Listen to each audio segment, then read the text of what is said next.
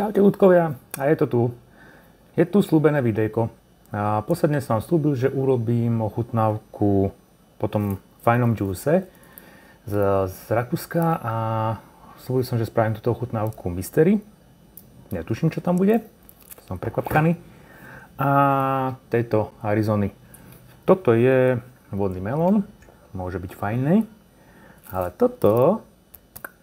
To uvidíme, čo bude. Takže ideme na to.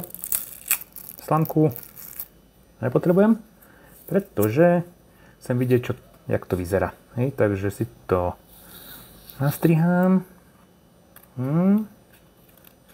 Inak odtedy som tam nebol, ale keď tam pôjdem, určite si ešte kúpim. OK, pomaranč to nebude. Toto je divná vôňa. Tak...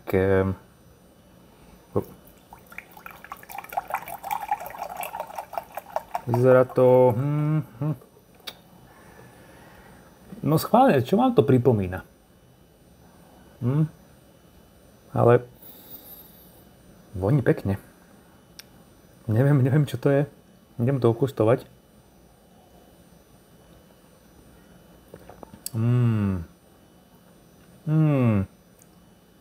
Je to dobré. Je to dobré, ale netuším, čo to je. Naozaj. Rád by som vám povedal, čo pijem. Sám neviem, hej. Takže, ale je to fajné.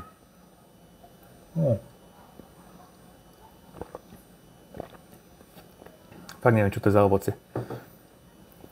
Tak, to máme jedno. Asi sa to tu nikdy nedočítam, čo som vlastne vypil. Ne. Aha, ono je to po rakúsko-nemecky. Nič. Dobre, bolo to dobre.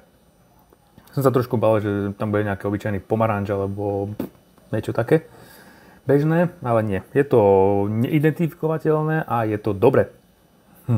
Takže odporúčam. Rakúsko, nejaký obchod, toto. Takáto krabička, volá sa to, že...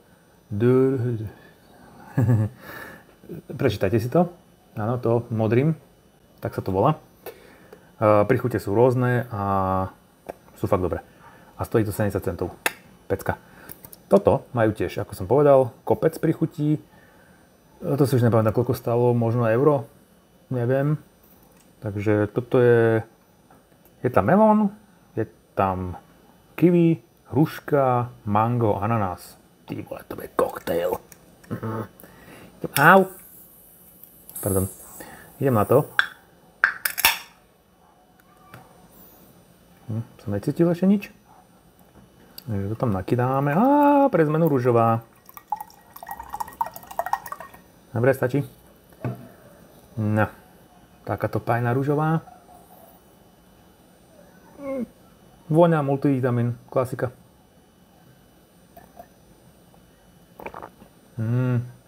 Ale wow. Ale toto je dobré. Akože melón tam vôbec není cítiť. To asi iba kvôli farbe. Niečo mi tam ale prebíja.